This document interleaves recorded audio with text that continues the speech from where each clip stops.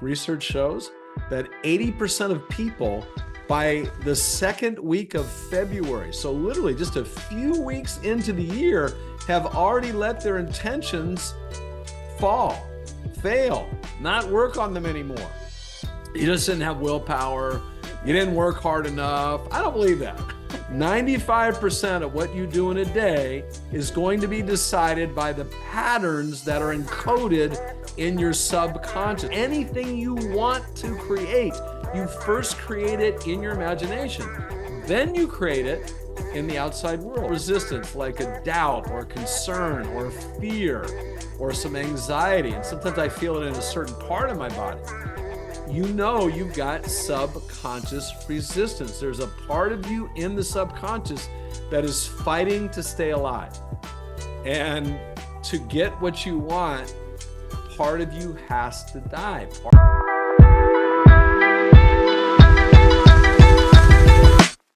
Happy New Year, everybody. This is Tom McCarthy, and I want to welcome you to another episode of the Breakthrough Code. Now, today, I don't have a guest. It's going to be me talking to you, me coaching you. And I'm doing it because my daughter, Kylie, suggested that I do an episode at the beginning of the year, 2024, about why most intentions that people start off with at the beginning of the year fall by the wayside. As a matter of fact, research shows that 80% of people by the second week of February, so literally just a few weeks into the year, have already let their intentions fall, fail, not work on them anymore. And it's sad. Now, some of the intentions they probably didn't really even want, but some of them were probably great things that would have been fun for them to create in their life, things that they would have really loved, that would have added even more enjoyment to their life. And yet they fell away. And so we're going to discuss why that is, because I want you to not just have intentions, not just have goals, but have results that you can create, that you follow through with and create. And I'm going to share with you some interesting ways of looking at it, because I know there's lots of stuff out there already that you just didn't have willpower. You didn't work hard enough. I don't believe that. I think it's other reasons. I don't think it's you didn't have enough willpower or you didn't work hard enough. Now, maybe those are true. Maybe you didn't work hard enough. You didn't take enough action. That could all be true. But there's other factors in play. And most of them have to do with what's inside your minds. And you notice I said minds because you've got three minds. The first mind you have, or the first one we'll talk about, is the conscious mind. And that's the one that we think with. That's the one that we think we're seeing everything in the world with, but we're not. The conscious mind is a very small sliver of what you can focus in on, but it has to be. I mean, if our conscious minds were trying to see everything and make our heart beat and make sure we're breathing and all the chemical reactions in our body and staying safe, if it had to do all that, life would be overwhelming. So the conscious mind is not designed to do all that. It runs about 5% of your life. 5%, that's it. It can process about 40 bits of information, 40 things in 1 second, right? So that's cool, but it's not this amazing supercomputer. You've got one of those, but it's not your conscious mind. So we're thinking with our conscious mind. Our conscious mind, we think, is the tool to allow us to make our intentions become real, to have our goals, our results become part of our life, but it's playing a role, but it's not playing the predominant role. The mind that's playing the predominant role is called the subconscious mind. So that's the second one. There's going to be a third one too. And the subconscious mind can process 40 million bits of information per second. It is running 95% of your life. 95% of what you do in a day is going to be decided by the patterns that are encoded in your subconscious. Now, when we call it subconscious, it's because we're not aware of it. That's why you do things without being aware of them sometimes. You go, why the heck did I do that? Like, why did I respond in that way? That was crazy. But the subconscious mind is just trying to make sense of everything. It's got a lot of super computing power. It can process 40 million bits of information in a second. And it's got all our habits, it's got all our patterns, it's got our belief systems encoded in there. And honestly, that's what's running your life. And so if you say, you don't have enough willpower, no, you had willpower. You have a lot of willpower. The subconscious mind has incredible willpower to stay true to the patterns that are encoded within it. Now, if we try to do something that's not encoded within our subconscious mind, that's going to take some extra effort. And people that think you can do it just with your conscious mind, that's one of the reasons why things fall by the wayside. Now, you've got one more part of your mind, which is really important, and I call it the superconscious part of your mind. In the Breakthrough Code book, we talked about that. Now, the superconscious part of your mind, I don't believe is a part of your body, right? Actually, it's even hard to find where the mind is in the brain, right? Where that thought is, what part of the brain is it in? But the superconscious mind, I believe, is something that extends out beyond our body. I think it's energetic. I think our imagination is part of the superconscious, where we can send signals and get information and get intuitive nudges. And so it's super powerful, and it can really help in programming along with the conscious mind. The conscious mind can help to program the subconscious mind, and the superconscious mind can help program it, because the superconscious mind is privy to things that the conscious mind just is not even aware of. The superconscious mind is that part of your mind that can think a thought about something, and all of a sudden you're getting ideas that you don't even know where they're coming from. The intuitions, things show up that guide you to take an action or read a book or call somebody, or you think of somebody. Have you ever had this happen before? You think of somebody that you haven't talked to in months, and then they call you or they email you and they're like, hey, I was just thinking about you. That's your superconscious mind in action, going out into the ethers and the universal consciousness and bringing you the resources. And you can call it connecting with God or divine or whatever you want to call it, or whatever way you think about it. But there's more to us than this physical body. Everything is energy. And the superconscious mind is super tapped into that energy that's all around us, and it can connect with things and ideas and bring them to us if you use it correctly. So when you think about why intentions fail, why goals fail, why results fail or fall by the wayside, it's because we're probably trying to do it just with our conscious mind. But let's delve into a few more reasons why these things are falling by the wayside. Okay. So one reason it's really important to think about is when you set up something that you want to have in your life, you have to make sure that the subconscious mind falls in love with that result. And I'm going to use the word result. I know that a lot of you probably use the word goals. I used to. I don't like the word goal. It just is, it's a little bit wimpy, I think, compared to the word result. Like a goal is, I got a goal. And you think about it, yeah, I really want to achieve this. I think I got a shot at it. I'm hoping.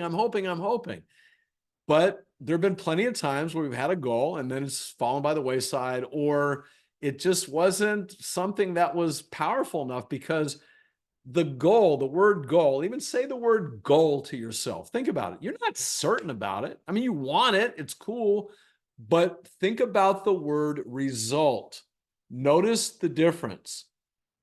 A goal is something you want to have. A result is something you've already accomplished. Now, when we communicate with the subconscious mind, the way the subconscious mind works, it's not like the conscious mind. The conscious mind is making judgments upon what it can see, what it can feel, what it thinks is real.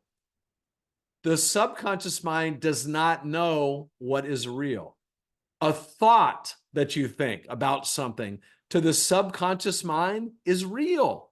And so when you think about a result, or you take a goal and now you make it a result, and you see it as already having having happened, which is what results are, things that have already happened. The subconscious part of your mind, which runs 95% of your life and really will be the deciding factor in whether you're able to create something, it starts to see it as already having been done. And now it starts to act, if it's really in love with this result, and I'll talk about sometimes why it's not, but it starts to act in ways, it starts to generate ideas and information that allow you to get to where you want to go quicker. And it's not willpower. When the subconscious mind is in love with what you want, it has all the willpower in the world. You don't need to gut it out. The subconscious mind is flying to that result. It's working on creating it with all the resources that it has. But it's got to love the result. And how do we get it to love the result? We have to start imagining this result already having been done. And we have to imagine that it's good for us and that we love it and it's fun to create and all these things. And by the way, one way you can tell early on whether you'll be able to accomplish this result, it's almost like a check-in with the subconscious, is, does it feel natural? Does it feel natural? If it doesn't feel natural, the subconscious mind is not in love with it yet. It's not convinced that this is good for you. So we have to make it feel natural.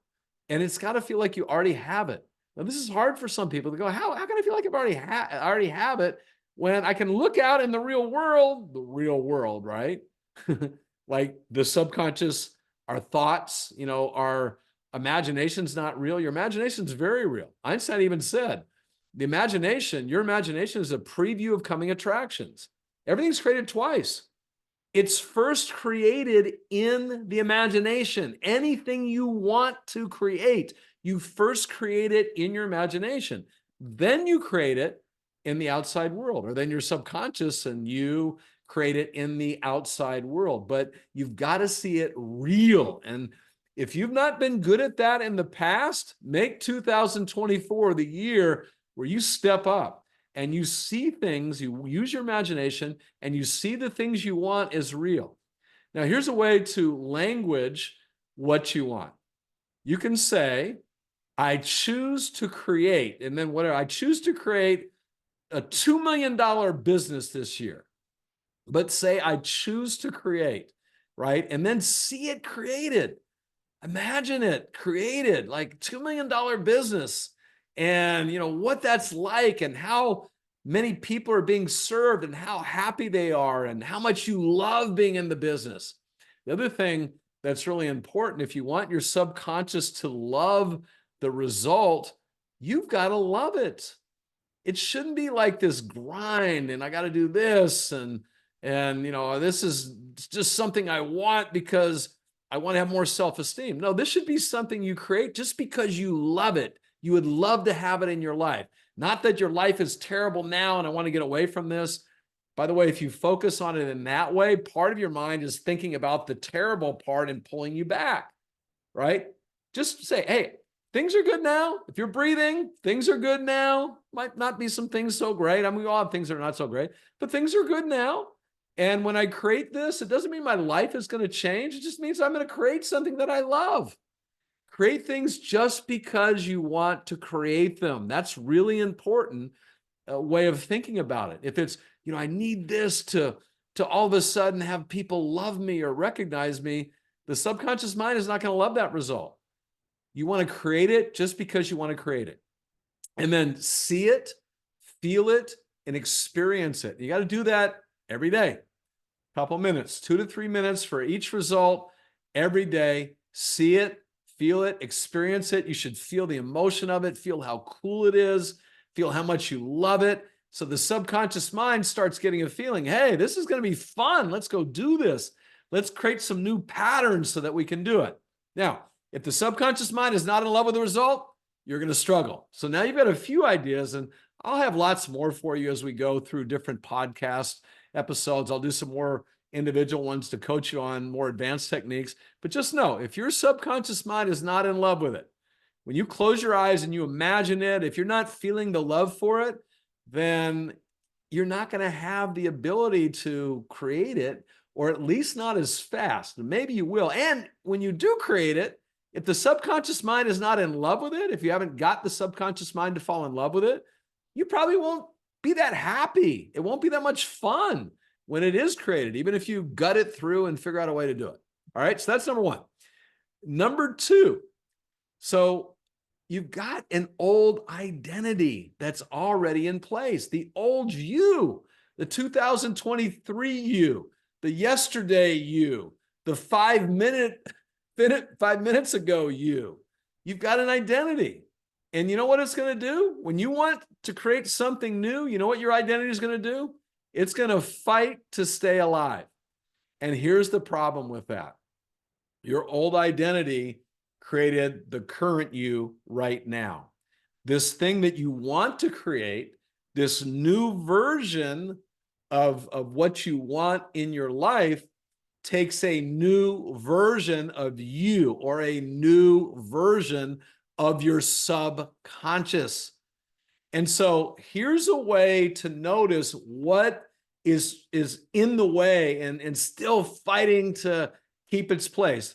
And you might say, well, why would it fight to stay alive? Like, if I want to create a $2 million a year business this year, why would this old version of me making $50,000 a year or whatever it is fight to stay alive?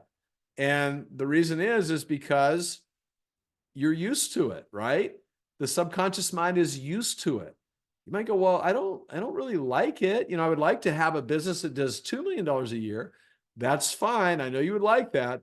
But this old version of you, which is trying to protect you, it's just trying to keep you from straying off into something that might be dangerous or might be uncertain, which, by the way, we have to go into that place of uncertainty where we don't know how everything's going to happen. And your subconscious is used to being predictable, trying to know what's going to happen, protect you, keep you safe, keep your body alive. That's part of the major role it has, right? Keep you alive, keep you functioning. Well, you having a $2 million a year business is not going to hurt you. I don't think it will. Hopefully it won't. But the subconscious mind just perceives it as a threat to what we already have, where, yeah, it's not great, but we're alive, right? And so a way to notice what's in the way in the subconscious mind, because again, it's below your consciousness. The subconscious mind operates in pictures and feelings. So when you are using your imagination to imagine this result that you want, and you're getting into it, and I want you to do this, right? Practice this. You can even pause it right now, but practice this. Close your eyes, just relax, and just say, I choose to create whatever it is. It could be, a healthy, vital body, right? Or whatever you want to create. I choose to create a life that I love. And then you start imagining that, and you start feeling it. And you start to feel like, is there any resistance? And it's probably going to be a feeling in the body, right? And if you feel like a little resistance, like a doubt or a concern or a fear or some anxiety, and sometimes I feel it in a certain part of my body, you've got subconscious resistance. There's a part of you in the subconscious that is fighting to stay alive. And to get what you want, part of you has to die. Part of you, and that's not a bad die, right? It's just part of the old way of you thinking you could only do X or have Y or create Z or whatever it is. That part has to go away. It served its purpose, got you to where you are today, got you to even watch this video, but it can't continue on. Doesn't mean everything has to go away. There's parts of you that are awesome, and they're going to keep you going, and there are habits and patterns that you want to keep, but then there's some that you don't want to, and you've got to notice what it is. And so if you're noticing, like if you're going for, I choose to create a $2 million business, right? And you're thinking about it, and you're in your imagination, you're feeling it. And part of the feeling is just like, oh, I can't get there. I can't get to really feeling that. Notice what's going on and just kind of tap in and say, all right, what's preventing me? And maybe it's self-esteem. So that's too far of a reach. I don't think $2 million I'm ever capable of, right? And so you start to notice what part of you, and we're talking about now parts of you that are trying to hold you back, what part of you is fighting to stay alive? And we can use our superconscious, this is really cool, to recode the subconscious. I'm going to talk about that in a later episode because there's a little process you can go through to be able to do that, but it would take more time than we have today. But just start to notice, like, what part of me is still not on board? And even though it should be, because this is really a great thing that I want to create, what part of me is not on board? Now, the other thing I will say is maybe what you're trying to create is not really something that you really want. It's something that someone else has, and you want it just so you can keep up with them. Maybe that part of you that is fighting to stay alive is a part of you that really is true to your purpose and is saying, we don't need that, right? That's not something we even want. So just notice the signals, but this is one of the reasons why people can't follow through. When the subconscious has a part of it that is part of your old identity that is fighting to stay alive, and you're not recoding that, you're not using the superconscious to recode it, it'll be very hard for you to be able to follow through because the subconscious is running your life. It's not your conscious mind, minute by minute by minute. That's running about 5% of your day. The subconscious is running 95%. Okay, one more, and then we'll finish up here. But this is really important too, okay? So we said number one, the subconscious mind has to be in love with the result. Your old identity is fighting to stay alive. That's another reason why you might not be able to create something that you really, really want to create. And then the third element of why you might not be able to create it is you're not taking effective action. You know, there's a concept where, you know, you take massive action and you just go start doing things and you start breaking glass and trying, you know, all sorts of different things and, you know, foaming at the mouth. I used to do that. And it can be effective. It's, you know, just, I'm going to outwork it. But there is a better way. And I call it effective action. You see how much effort you put in. If you and I put in the same amount of effort, but you're twice as effective with your effort than me, you're gonna be twice the results. You'll get twice the results that I'm gonna get. And I'm gonna say, hey, I'm working just as hard as you. And you're gonna say, yeah, but you're not working very effective. So effort times effectiveness equals results. Now, how can you decide upon what efforts are going to be more effective? There's lots of manual things we can do with our conscious mind. I've got in the breakthrough code, we talked about having like a little 4 quadrants, and you start figuring out, you know, what are actions I take that are effective and that I like, what are actions that I could take that are effective but I don't like, and we start doing some of those. But I want you to go to a different place too. Your superconscious mind, the way that you can start to communicate with it, not the subconscious. Okay, we talked about the subconscious. I'm talking about the superconscious part of your mind. The way you can start to communicate with it is get into a relaxed place, right? When I say place, doesn't mean an environment, hopefully environment, but just relax yourself. And you just want to take like a couple breaths, like 2 or 3 breaths. And then you want to just imagine yourself just as like a little baby, or imagine a little baby playing with a puppy, just some form of innocence and playfulness, and really imagine it. And you'll start to see yourself relax even more because that puppy's rolling around and the baby's having fun. And I know this is a little silly, but if you start to do that, you relax your conscious mind, you relax your subconscious mind because it knows everything is okay. And you start to open up to the superconscious. And then you can start to communicate with your superconscious. Now, we have 3 brains in our body. We've got the brain in our head, we've got a brain in your heart. Did you know your heart has cells in it that actually act just like brain cells, even though they're not in the brain? And they even influence what's going on in the brain. Then we have the gut, right? Same thing. You got cells there that act like brain cells, okay? And actually probably throughout the body, but those are the 3 main centers.